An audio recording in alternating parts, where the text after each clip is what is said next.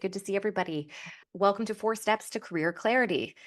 By the way, I shouldn't have really called it steps. It's more like stages, of which there are many steps within each stage. So it's a little bit of a misnomer to simplify it so much. However, that is my goal today for you, is to take something that can feel quite overwhelming and daunting and make it feel at least straightforward.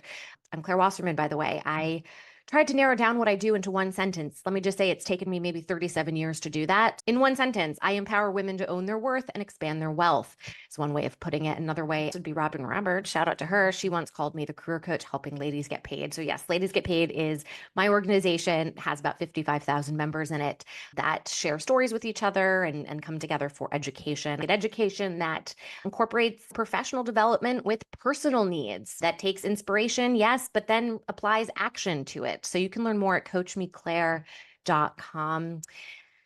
And very quickly, just to show you where all of this has come from, it's not just my brain, it's all of your brains. I have been doing this work for the past 8 years, gone across the country, met with thousands and thousands of you all to have candid conversations around your relationship with work, your relationship with wealth, and ultimately, to continue the alliteration, your relationship with worth.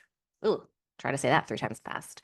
And I just firmly believe in my bones there is such power in the collective when we come together and talk about issues and help each other. Ooh, that rising tide lifts all boats is a cliche for a reason. And then shout out to all of you all. I've gotten a chance to teach at these incredible organizations because you're in the community. So there are folks in Ladies Get Paid who work at these places and have invited me to come speak and teach. And I have learned so much.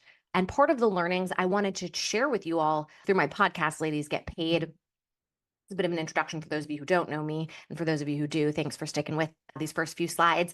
The reason I'm shouting out the podcast is because it's the impetus for why we're doing today's webinar. I sent out a call for submission. So just so you know, the premise of my podcast is I coach real women as they are going through issues that they're having with their work, with their business. It's really issues with life through the lens of work. And I said, hey, if you want to be coached for free, camera off, apply. And I got more than 200 submissions. And this is underlying my belief that transparency is absolutely transformative. When you see yourself in another, it can help you feel less alone, and not feeling so alone will be the catalyst to change.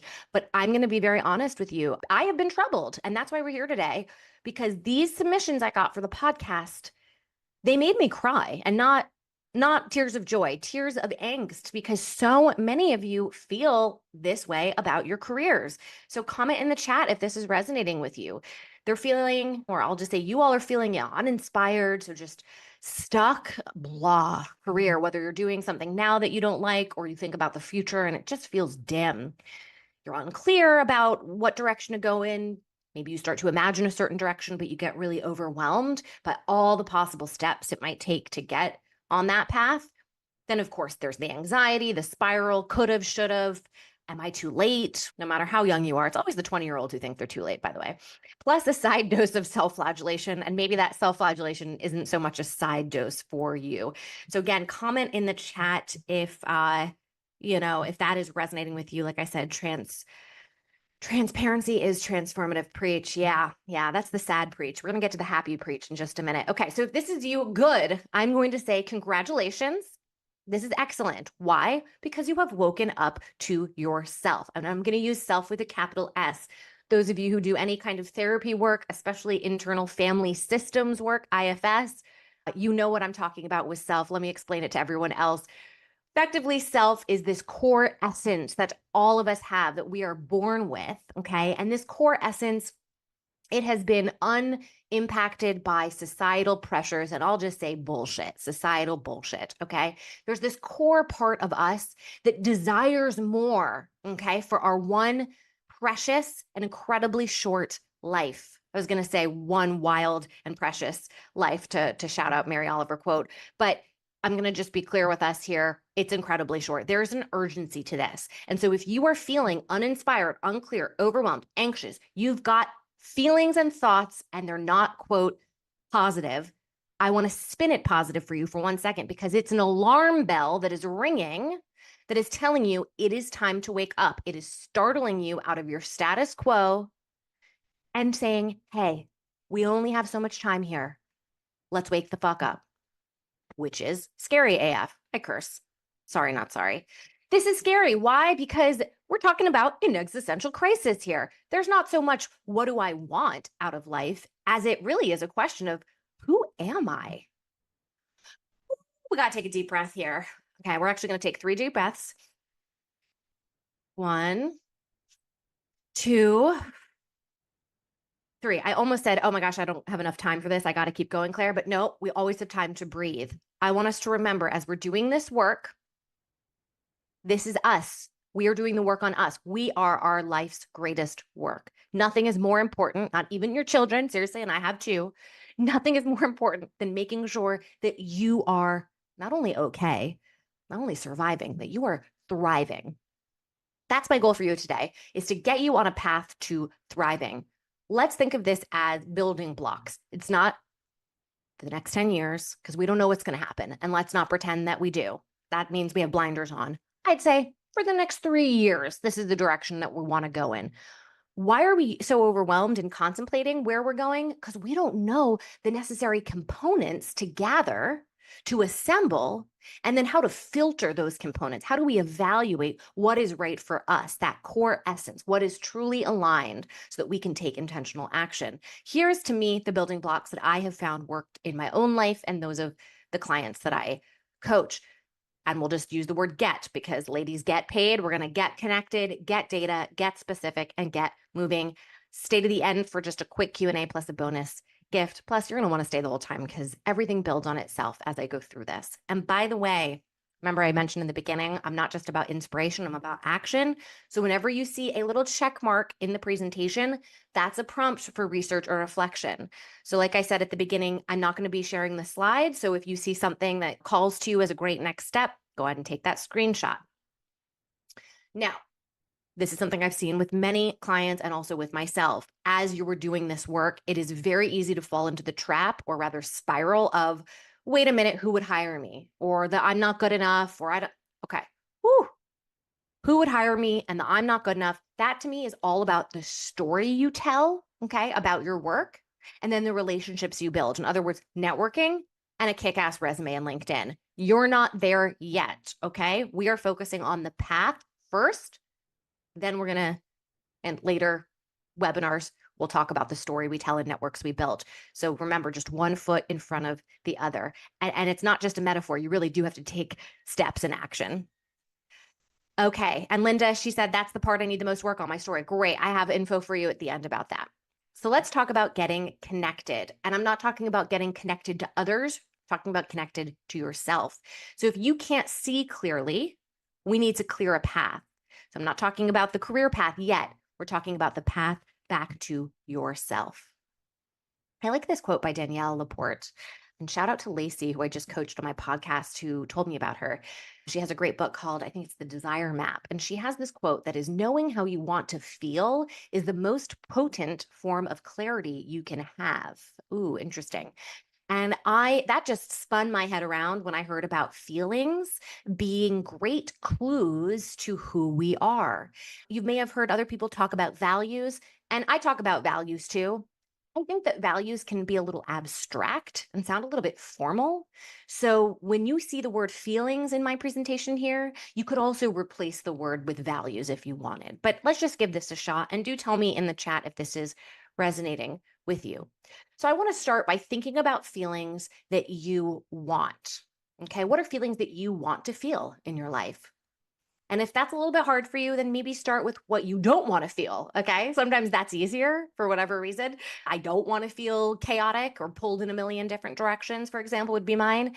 Okay. Then you would find the inverse. All right. So would that be I want to feel clear, or I want to feel calm, or just make sure you're using the word I want to feel. Okay. So it's not I want to do yet. We're not at doing yet. We're at the being part, human being, not human doing. You're going to make a list of that. Out of that list, you're going to identify 3 that if you were to feel them on a regular basis, they would have the greatest impact on the quality of your life. So first, start really big, and then we're going to narrow it down. Now we're at the doing part. Of those 3 feelings that if you feel them, they would have that greatest impact on your life. Okay, what are activities or practices that you can do that would generate those feelings? And you make that list. Okay, and we're going to reflect on that list. Now, brainstorm ways that you can reasonably integrate them into your life starting now. And this is all an experiment, by the way. You may start to integrate some of these activities that generate the feelings, and you're like, you know what? It ain't doing it for me. I'm actually totally uninterested. Fine. Remember, you are your life's greatest project. This is your first assignment. And by the way, I'll give you my example real quick when I did this for myself. Feelings that I want in my life, and I had to narrow it down to 3 that are most important. In no particular order, I would say I really want to feel my impact. Okay, that's very important to me, that I'm not just doing this work on a webinar and to my web camera. That's bullshit. I feel nothing from, not to say I feel nothing from this, but what I'm going to really feel is when you all are in the chat, when you email me, when I coach you, right? It's feeling my impact. There's things from, I can get very specific, but overarching, feel my impact. Second, feel connected to my family and children. So notice I'm getting very specific here. I didn't just say feel connected, right? Because I could have said feel connected to like friends. Sorry, friends, less important. I really want to feel connected to my children. And then I want to feel creatively inspired. It's very important to me. I feel like without these 3, I don't have oxygen to breathe. This is how I see these feelings. They are part of your filter. They contribute to this filter for evaluating career options, and not just career options, by the way, pretty much any choices that you make, who you're deciding to spend time with or not, right? Boundaries, maybe, that you then set for yourself, right? A lot of choices stem from this.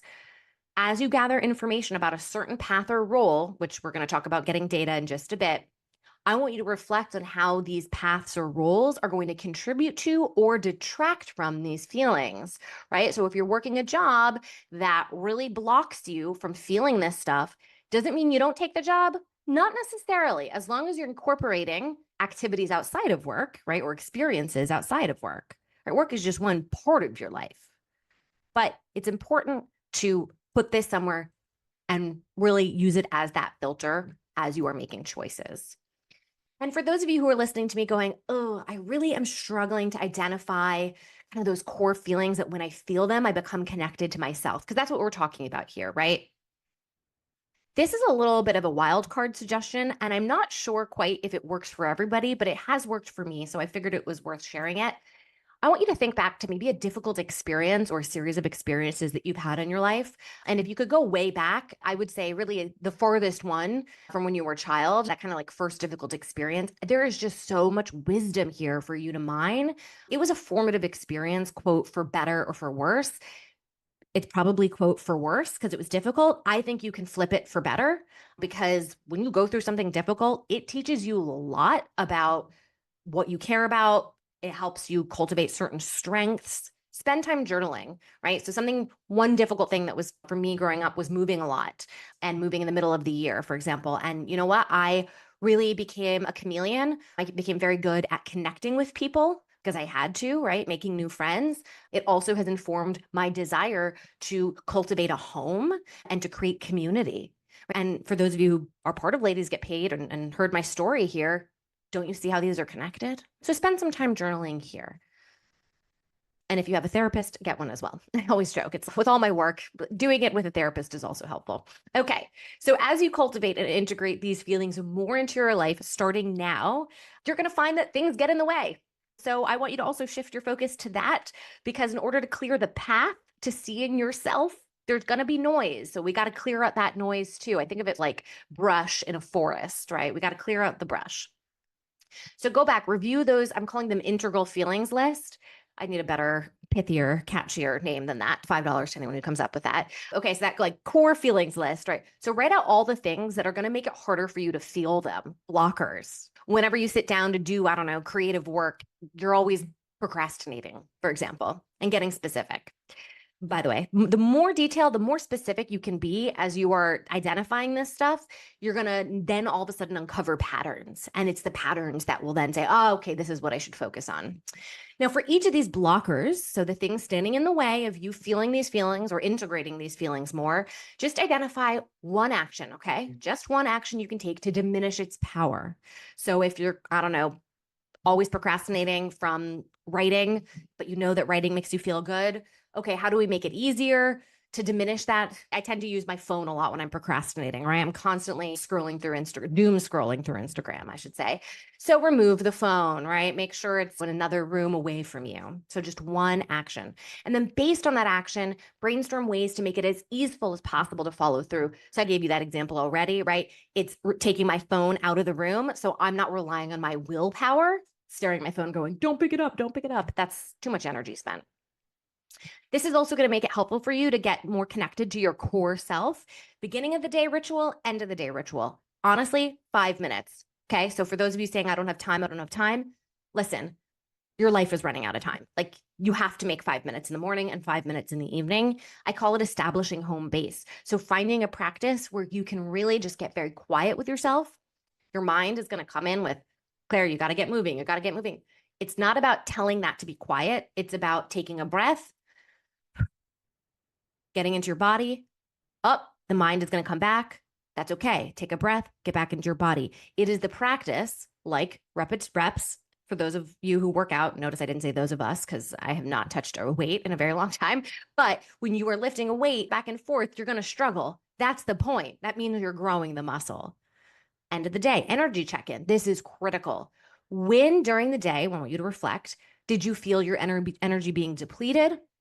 And when did you feel your energy being boosted? And write all the details out. That's your action plan. Recreate or generate experiences that give you more energy, and then come up with an action plan to figure out how to protect yourself from the energy depletion. Now, of course, all this stuff this is a lifetime of experience working on this. You're not going to snap your fingers and have it be done tomorrow. But if you get started on this path, at least when you're starting to feel overwhelmed, you can say, I'm putting in the work. I'm doing the work. And this all is getting me closer to being able to listen to myself, capital S self, that core essence of who you are. And when you listen to yourself, guess what emerges? Intuition. And guess what else happens when you start to listen to yourself? You begin to trust yourself. And the Latin root of the word confidence is trust. So if you want to feel confident in your career path, confident in everything you do, to be honest, you have to first generate that self-trust. And everything I've shared with you so far, 1,000% will get you there. It's worked on me and so many people I've worked with. But let's talk about data, because you're probably like, enough with the woo shit, although there may be some of you who are like, I'm totally digging this. But some other people might be like, okay, but what industry should I be in? What role would I excel in? Let's get strategic. Good. I'm all about getting strategic.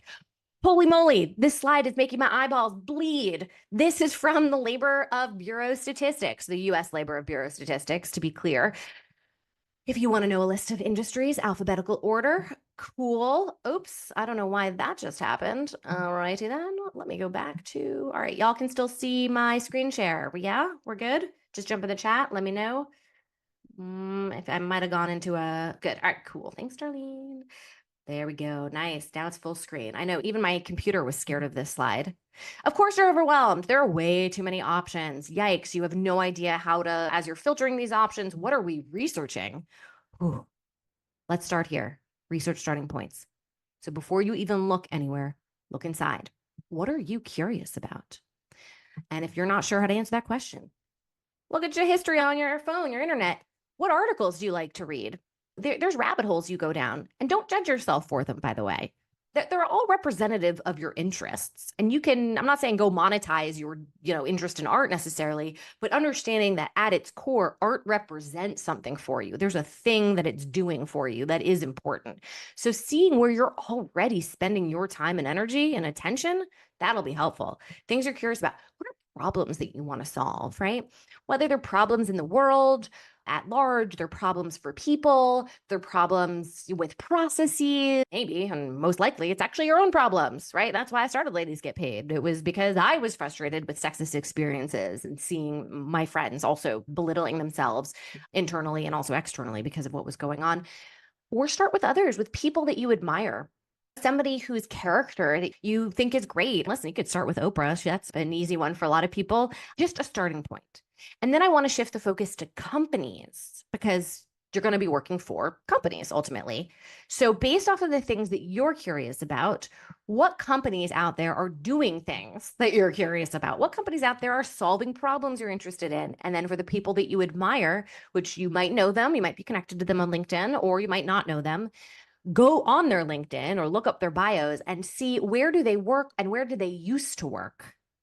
Because ultimately you are going to be applying to a company. So I want to start with yourself and your curiosities and problems you want to solve, but I do want to then shift now to the companies and making a whole big ass spreadsheet. Don't let it overwhelm you. Just know this is a building block. And by the way, for a little bit of research tip here, every company that looks interesting to you, go ahead and look up their competitor. That's going to help you expand the number of companies that you're looking at. And I want to give a quick shout out to Sarah, one of my clients. She couldn't come here today. Sarah was awesome. But Sarah, one of the challenges she was having is as she's been contemplating a career shift, a potential career shift, is she was thinking a little bit narrowly from where she used to be to where she is now. And there wasn't like an expansive view of all the ways in which her interest in, and I'll just say publishing, could be expressed. And it to me goes back to you don't know what you don't know. A little bit of a chicken and the egg. It's like, how can you think expansively if you can't think of expansively, right? Just start Googling. You know you're interested in books, but you don't want to be in traditional publishing. Okay, what is non-traditional publishing apps out there or companies out there? And you're going to find one. And all you need is one because that is a hook. It's a research hook that from there, when you see who works at that company, then you can go and look at, okay, where did they used to work? And that you can start building. So we don't need to know everything and everybody, but just find at least one company that looks interesting to you because it's, again, solving the problems that you're curious about, or just has people who work there that their character seems to be aligned with yours. Now, as you research various companies and also roles, and we're going to get into that in just a bit, these are really important factors to consider. So what is the environment at this company or within this role, the day-to-day? So the lifestyle that this role is going to create for you, work-life balance. So both emotional and hours, because there are some people who don't work many hours at their job, but there's a heavy emotional toll, right? Or people who don't give a crap about their job, but have to work a lot of hours. So just know what those are. Obviously, paycheck, incredibly important, as is full compensation, right? So benefits other than the money that you can get. And then, and we're going to spend some more time here in the next slide, opportunities for growth. So I'd love for you to brainstorm ways in which, I don't know, growth can be expressed in life. So the ones I came up with was you could grow a network, obviously upward mobility. So like your title, promotion, mentorship, skills, those were just a few. But this is really important, at least for me, because when you continue to grow, usually it means I'm not going to say happy because happy is abstract. So I'm going to just say fulfilled. You're being challenged in a good way versus maybe you have a job and listen, hey, maybe you have a job and you're working and you're not growing, but you're getting a decent paycheck or you don't have to work many hours and that just fits into the lifestyle that you want. So honestly, it's up to you to figure out, we're going to get there in just a minute. We're going to figure out what our priorities are. But I want to take growth as an example here. So brainstorming all the ways that you want to grow in your life. You want to grow your paycheck. You want to grow, I don't know, time that you have to yourself. You want to grow your creative practice, whatever, skills, certifications, etc. Make sure to remember, though, that list of feelings, right? When you do something, it's not for the sake of it. It is because you're usually in pursuit of a feeling that doing generates. So, as you're reflecting on where you want to grow, compare it to the list of feelings and just ask yourself, okay, if I were to grow in this area, would it lead to these feelings that I have clearly identified as things that make me me? Okay. And whatever you say yes to, those are probably your priorities. Those are the things to really focus on as the filter when you are considering various paths and roles. You can say, all right, this growth area I have said yes to with intention. And that's what I just said here, but that's also part of that practice of like home base. And really what I'm telling you is intuition, right? So narrowing down your options. However, we are going to get specific here. By the way, my Q&A will come at the end, but feel free to jump in the chat now if there's anything that you want me to go back to. At this point, everything I've shared with you so far, you should have a few potential paths that you are considering. So now it's time to get really specific about what it means to actually do the work in that role, right? And excel. So not just do the work, but to be excellent at it, because I know that you all hold yourself to that standard. Simplify it here. In a given role, effectively, there are responsibilities that you're going to have, and then problems you solve. Although I guess they're really connected because the responsibilities, you have them so that you can solve problems. But I wanted to just say it out loud here because this is where you decide how well do you match up when you're considering a certain role, knowing what the responsibilities are. Do you have the strengths to do those responsibilities? And I'm going to use the word also here, zone of genius. This comes from somebody named Gay Hendricks. It's the thing that you do really well. Okay. Something that comes very naturally to you. Again, at your core, it's an expression of who you are. Okay. And then the problems you solve, to me, when you're looking at a given role and you're seeing, all right, what are the problems they solve? And some of it will be macro problems. So the problems you're solving for the customers, but also problems that you're going to solve within that role. Okay, my role is to make it easier for compliance to happen, or my role is to support X, Y, and Z. So it is a trade between micro and macro here in terms of the problems you solve. I want you to reflect, though, on how does this match up with the things that you're curious about? If you're not curious about solving any of these problems, probably going to be bored. Again, maybe you've decided you're okay with being bored because you are working less hours and now you get to audition for shows and be an actor. This is all meant to be looked at holistically. Where does this job fit into your life? But given the fact that we spend approximately 90,000 hours of our life at work, okay, I would like us to see if we can be a bit motivated by these problems we solve. And if you're struggling, by the way, with any of this, right? Oh God, what are my strengths? She said zone of genius. I don't really feel like a genius. Like, all good. You are like pretty much every client I've worked with. So just ask yourself here, all right, to figure out what my strengths are and my particular kind of zone of genius or thing that I'm very good at, who can give you perspectives? You go to them. Reflect on that energy check-in. Remember, I talked about that ritual at the end of the day, the things that gave you energy and things that depleted you.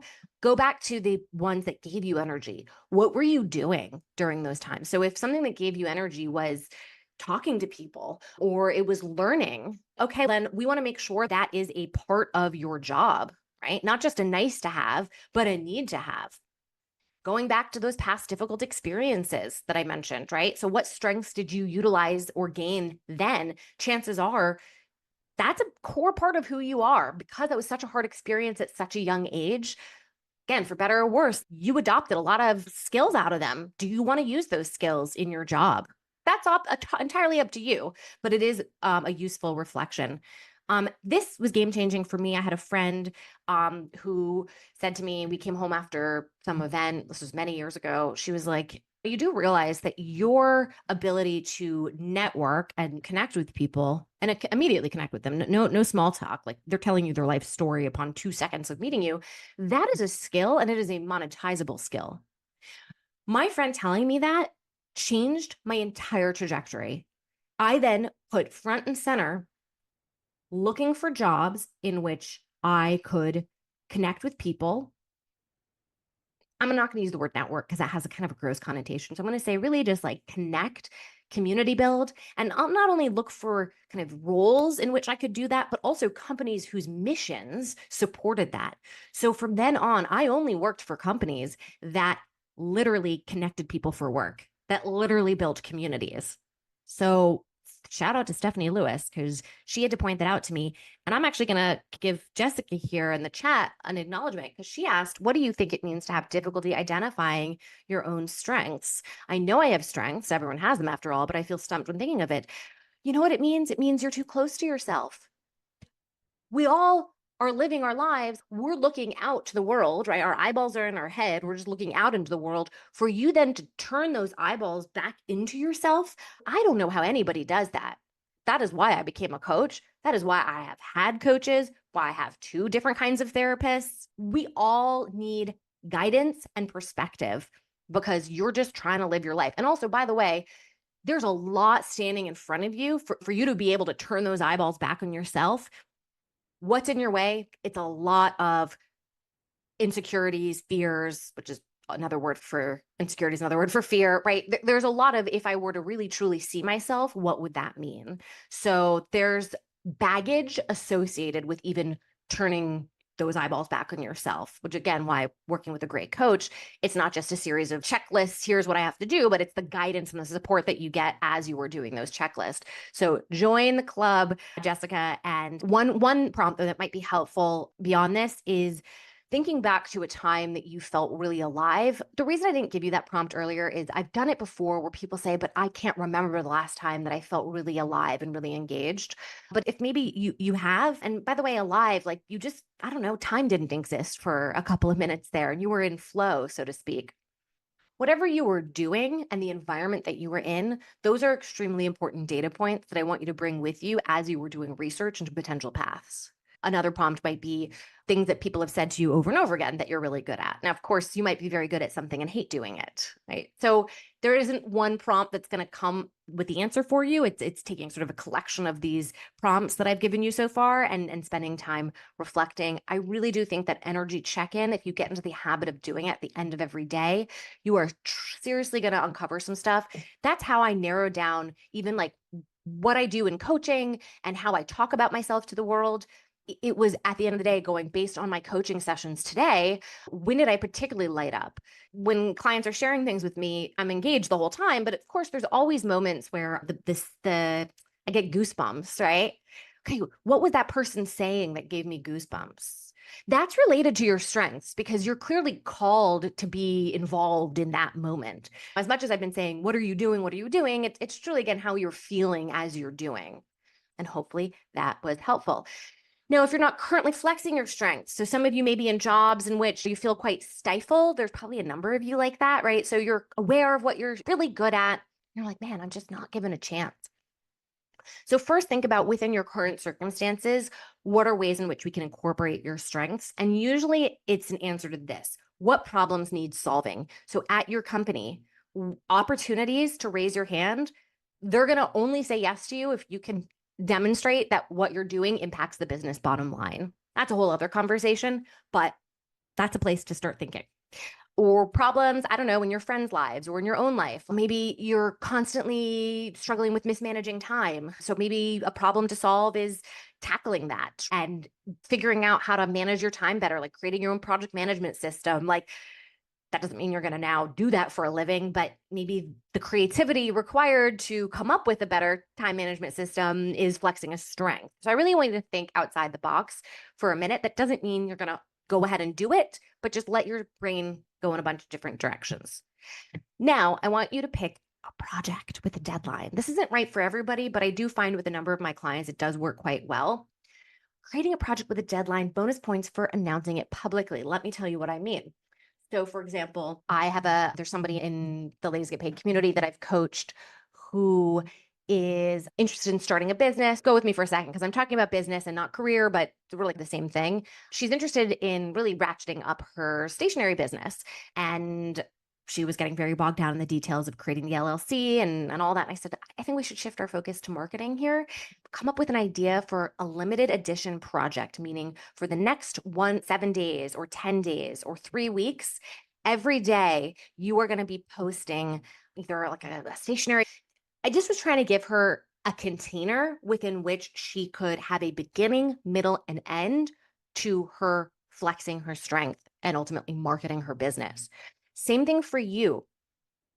Whatever it is, maybe it's posting on LinkedIn every day, sharing a little bit of a story, and the strength that you're flexing is you want to be writing again. I just need you to witness yourself doing the thing that you're excellent at. This is part of generating the self-trust.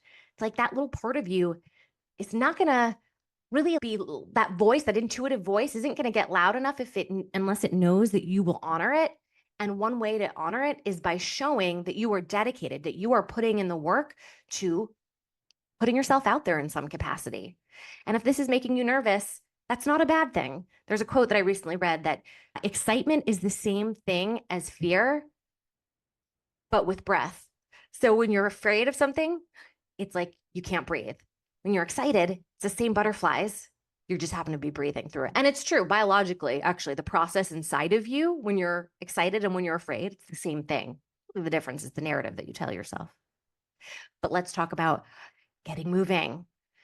Okay, so at this point, where we're at is you should have a solid sense of a direction, okay?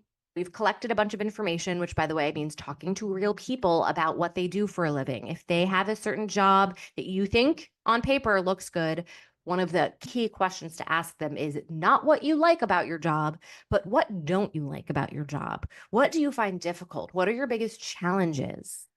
Okay, so knowing that, you now know the reality. So if and when you choose that path, you at least are going eyes wide open and you've seen, okay, how does that fit into my priorities and what I'm willing to sacrifice? And also, do I have the stomach and the strengths to overcome or work through these challenges? By the way, do these challenges even interest me? These are all important things to be asking of others and of yourself. So you've got a good sense. Okay, I think it's going to be this direction. So it's this company, these companies, industry, and role, or maybe one or two roles. Great. But many of you may find, or at least I've seen with my clients, all of a sudden we've got paralysis by analysis and self-doubt. That's when that creeps in. All the like, what ifs. Am I making the right choice? Because it feels definitive, right? And it is in a sense when you start to go down a certain path, therefore you are not going down another. Inside of you, you might be like, but I want to protect you from making a wrong choice. Okay, so you make no choice, which, by the way, no choice is a choice. Inaction is still an action, right? So, by the way, many of you may be feeling this right this second, which is why you joined this webinar. You're looking at where you are today and then where you want to go, and that chasm feels enormous. That's because you haven't filled in all the things in the middle, which we'll talk about in just a minute. First step here, I've been playing with this concept of a Venn diagram, making a Venn diagram of ourselves, and I'd be curious how you all do with this exercise. You're taking where you are today and where you want to go. And where you are today are certain skills and strengths, certain credibility, the networks you have, experiences, etc., right? And then there's the where you want to go, and you did your research on everything that's required. By the way, not required to get there, but just required to do really well in that role. Then I want you to do a Venn diagram, and maybe you can't. Maybe where you are today and where you want to go, there is literally no overlap in skills, network, etc. Chances are that's not true, but I'd be curious to see where they overlap. Then you identify what's missing. That's going to form the basis of your roadmap. And this is a simplified roadmap. It's okay. What do you need to learn? And all the things you need to learn, whether things you need to learn about the industry, about networks, people. What do you even need to learn about the path that's required to get there? Okay, so that's continuing the information gathering. Okay, then what do you need to do to go and activate all the things you've learned? And then what do you need to show that you're ready? That's the telling of the story part. So again, I don't mean to oversimplify what it takes to go from here to there, especially if it's a massive pivot. But if I had to simplify it, and I've been doing this for a long time, I would say, again, it's learning, doing, and showing. It's starting to feel overwhelming. Get deep breaths and just ask yourself, okay, where do I collect all this information? Like, where do I do my research even? So not just do the research, but like, where am I doing the research? Who are these people that Claire speaks of that I should be having informational interviews with? How do I do an informational interview? What is the email I send them? That's the research that you're going to do now. Okay. So anytime that you are searching for an answer, stop and say, is there a question I can ask that will help generate the answer? Who do I connect with? Okay. What are questions can I ask? What does accountability look and feel like? And how can I make this as easeful as possible to follow through? If this is where most of life is spent, because this actually should be where life is spent. If you are interested in momentum in your life, and by the way, momentum as you've defined it, right? Momentum could be paycheck momentum, skill momentum, title momentum, whatever is your priorities based off of the core feelings that you want, right? If most of life is spent here, let's make this a happy experience as best as we can, okay? But here's my real question for you that will help with the analysis paralysis, right? Because you're like, do I go down this path or not? This is the question to ask yourself. So when you reflect on what it will take to get from here to there, how invested are you in putting in the work? So part of that is your mind, your head, right? Looking at all the steps. And again, you don't know what you don't know, but you're going to collect a lot of research on what it might take to get there. Time and money wise, right? If you want to invest in a coach or whatever. Okay. Check in with yourself and you've cultivated that practice of being able to listen to yourself. You're going to have reservations, right? But hopefully you've gotten connected to something that isn't in your mind anymore and really in your heart. So this isn't going to be anything that tells you something. It's going to be that little, like I said, the goosebumps, right? When the hairs on your arm raises. You all know when there's something physical in you that's indicating something. It's never a sentence in your mind, right? Okay. If you're feeling it physically, that this is a hell yeah, this is a path to pursue. This isn't, again, a 10-year plan. It's just, where am I shifting my attention for the next 3 years? So remember, step by step, one foot in front of another. Hi, thank you so much for watching my webinar on the 4 steps to career clarity. I hope this is making you feel excited and not overwhelmed. I know there were a lot of next steps and to-dos. Here's the thing though, you have support. I am here. I want you to reach out to me if you feel like I could help you get to where you want to go faster and with more ease. This work does not have to feel so difficult. In fact, it should actually feel pretty energizing. It's you uncovering what makes you thrive in this world, who you want to be and what you want to do. You have one precious life, and I am here to support you in the journey of living it in the best way that you can. And we do spend about 90,000 hours of our life at work. And so choosing a job and a career path that is meaningful to you, that means a lot to me. Okay. So please reach out. You have my email. So if I've received this webinar, you have signed up for my email list, and let's be in touch. Okay. You can also connect with me on LinkedIn or any social platform. I'm on Instagram at Claire Gets Paid. And if now is not a good time for you, that's fine too. Reach out whenever you have questions. I believe in you. You got this.